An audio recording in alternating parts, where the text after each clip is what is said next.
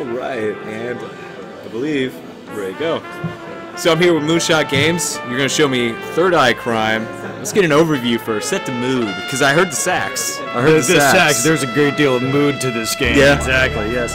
So this is a stealth puzzle game, and in it you play a telepathic art thief. Okay. So all right. I'm on board. We're stealing art and we're reading minds. I'm in. So okay, there we go. You don't need to show me this. I'm buying it. Nice. Okay. Good. Well, I don't care. Let's just finish right now. Okay. Can I just buy your iPad? We done? Yes. So we're telling this game. We're all film noir fanatics, so we're telling a epic noir mystery here, and we're doing it through the use of these swanky little storybook, comic book interstitials, graphic novel style. This is all sort of like I really like how that pops slide. up in the foreground. Yeah, exactly. This is one of those things that's like a little. I think if you show a video, people are like, okay, yeah, nice art, but then you touch it and you're like, oh my god, that feels awesome. So it just has a really nice, smooth feel to it. And he's just sliding his finger across the screen. Yeah, that's right. And we have different layers of parallax and so on. And so this is just our introductory level in which our telepathic hero is reading the mind of the museum director in order to figure out which is the most valuable painting to steal in the entire museum. And this is just sort of like a little intro to the character and sort of like the set of things that you're going to be doing. This is the very beginning of the game. This is the very beginning of the game, yeah. So it's a line drawing game, very similar to something like Flight Control or Spy Mouse. Oh, yeah. One of those guys. So you just drag out a line from your character. In this case, it's asking me to go and pick up a painting, which I just did, and then get to the exit. So most of the time, what we're basically doing is each of these levels is a little puzzle to basically get to the exit. That's all it is. It's very simple. So a little guy just popped out of the wall and came running after me. But I'm going to show you right now sort of what we think is like the cool hook of the game, and that's precisely the telepathy ability. So what's gonna happen is I'm going to cross this guy's field of vision. You'll notice that in a lot of stealth games, I'll just pause it for just a sec. A lot of stealth games, like you're not supposed to be seen, right? The aim of the game is a lot of fail states as a result. Exactly, yeah. So in our game, like in fact, you are going to be seen. You have to be seen every single time. Oh, cool.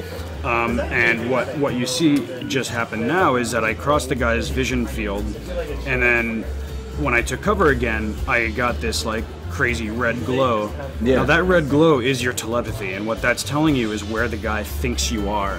Oh. So when you see a tight red glow in a particular area, it means that they really think very strongly that you're standing in that spot. And when you see a low sort of diffuse glow over the entire level, that means they really don't know where you are.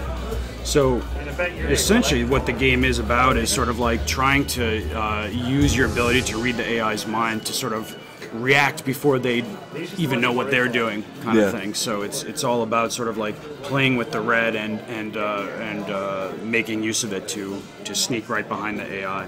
I like the art style too, man. It's great. Oh, thank you. Yeah. We lucked out with a very, very talented art director. Yeah, you were telling me before we actually started recording, your series made of a bunch of ex-Bungie guys. Yeah, that's right. I hear you made Ani. That was your big game, right? Way back in the day. Yeah. That was the only one you made. And only one, and then I really don't know what happened to them after that. Yeah. No, the three co-founders of the companies were ex-Bungie, so. Christian is here with me as well. This is our lead designer. He is not one of the Bungie guys, but he is, also been and worked at a bunch of the big studios, including EA and 38 Studios and something. So actually, we're all kind of like ex 38? Big ex AAA. Yeah, I would say that. So reformed AAA is what I would say.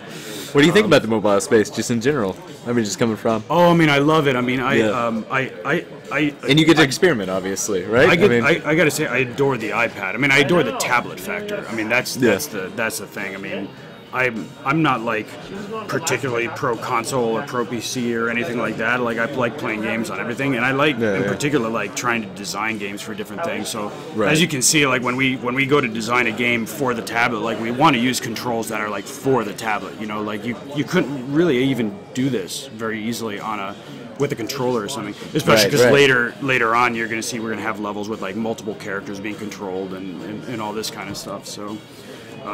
So no, I mean I love my iPad. So yeah, no, I feel you. And I love games like Sword and Sorcery, and I've spent more time on Civ Revolutions than that's my favorite game. Than I care to say. It's gross how much time you can spend on that game. Oh yeah, I love that game. And is this the extent of his power? I mean, surely he gets more stuff, right? I guess. Yes, he does get more stuff. Yeah, these are some of the introductory levels, and I really should be letting you play the game because it's actually quite complicated to. Sure, to get I will bumble around all you want. I'm kind of like just mechanically doing. I'm not making it look very fun. It's coming through. It's coming through. Don't worry. You're doing all right. I'll show you. Here's another one of our storybook interstitials. We meet the femme fatale, the dame, in this one, and she's of course she's the person who's gonna draw you into some kind of intrigue, essentially. Here's where things actually, we're done with the sort of introductory tutorial levels, and now we're sort of getting into actual sort of real puzzle stuff. All right. So here's a guy you'll see, for example, that has a gun. Oh yeah, he's gonna murk you. Yeah, you gotta be careful. He's gonna destroy me, exactly. So you'll see he does the interesting thing here, which is sort of like to check each of these little corridors in turn. Oh look, and I failed my own. Oh my goodness, I failed my own puzzle. But that's a good sign, right? Yeah. All right. Well, yeah, I shouldn't talk and puzzle at the same time is the thing.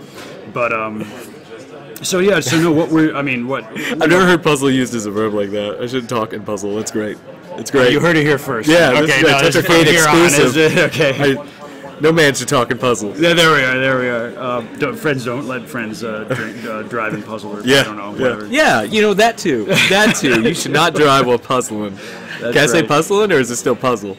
Well, let's let it get its feet first. Okay, yeah, we'll start. I don't know. Okay. Get this up on dictionary.com. Okay. Is there like Wikipedia? Can we put that up?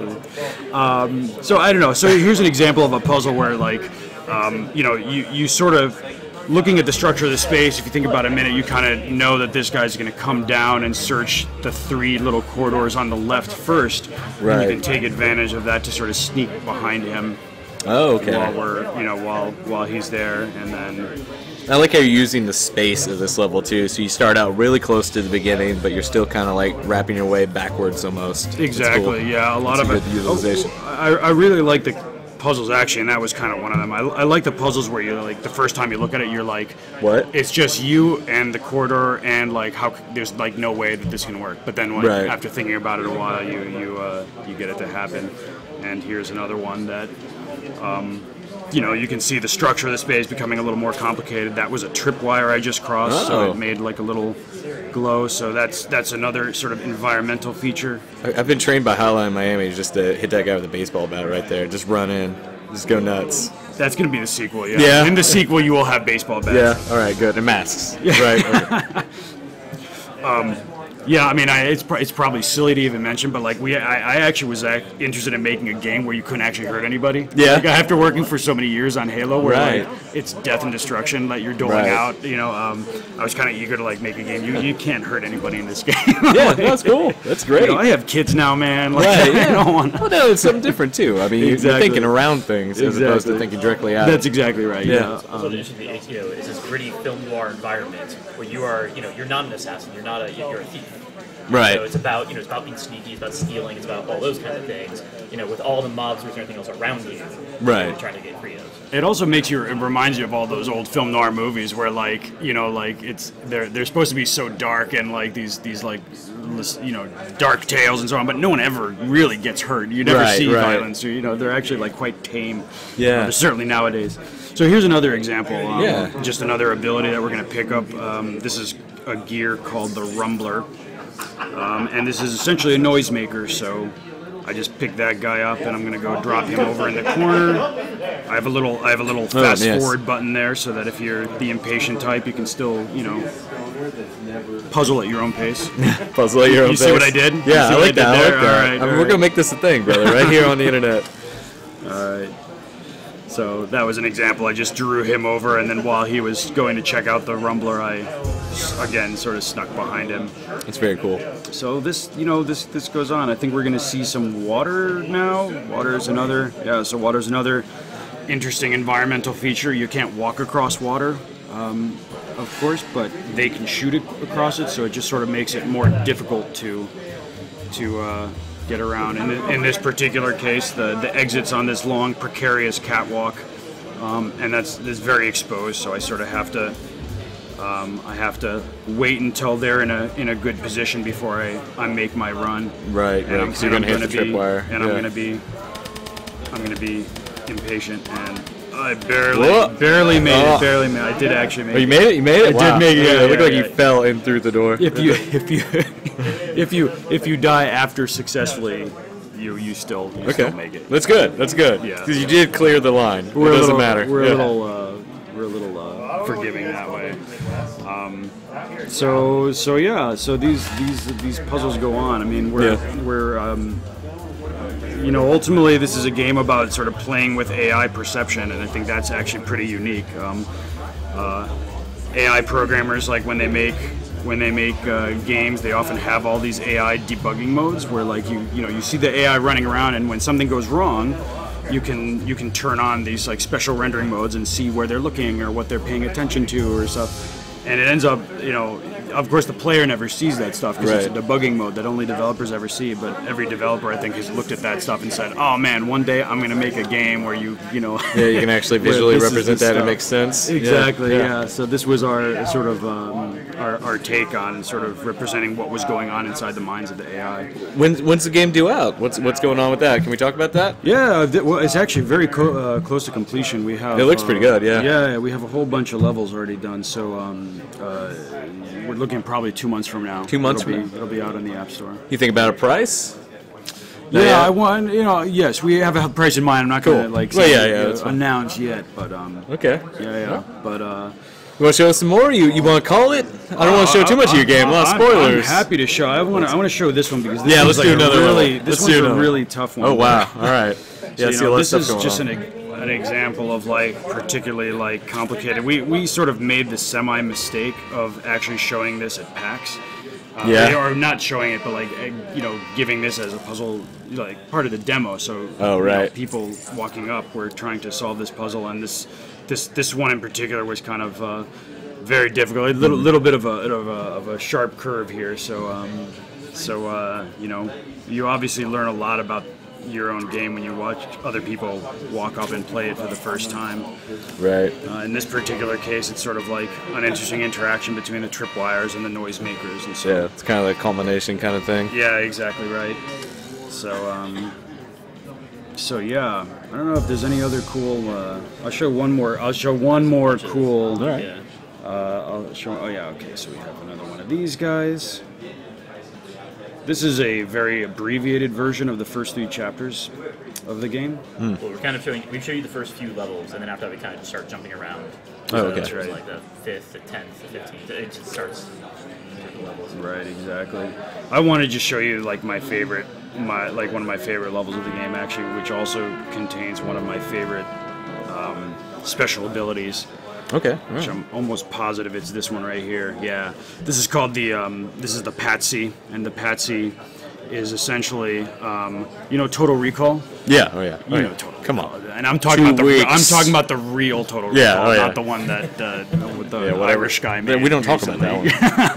Anyway, there's the gadget he has to clone himself, and he confuses the guys. So this is I'm thinking about Total Recall now. Oh, I'm sorry. No, it's great. It's great. This is Total Recall, the game, actually. Yeah, okay. It's a lot better than the actual one that's on the App Store, I'll tell you that. That's right. Oh, so this is called the Patsy. So I get to basically, I get to clone myself, so I create a copy of myself, and I lead the guys down the corridor the wrong way. Oh, nice. And while they're off chasing that guy, I slip behind them, and then I grab the other Patsy, and then do it again, and I have this guy run after me, and then I make my way to. I like how fast it is too. There's a little bit of an action element. Like obviously you could slow down yourself if you wanted to, but you can also do it pretty quick. Exactly. Well, yeah. and that's that's a level in particular where like you really do have to do everything in quick succession. Yeah. Okay. Yeah, it's not exactly like action-y, but like you definitely need to get your timing right. And then these are some of the snipers. Yeah. Wow. Yeah. I show myself getting murdered by these dudes. So yeah, that's the game. There's tons more features, like tons more AI in it, and we're coming out soon. We think it's a pretty unique game, and we hope really other cool. people think it's unique as well. All right, well, thank you for coming down again. I appreciate it. Sure.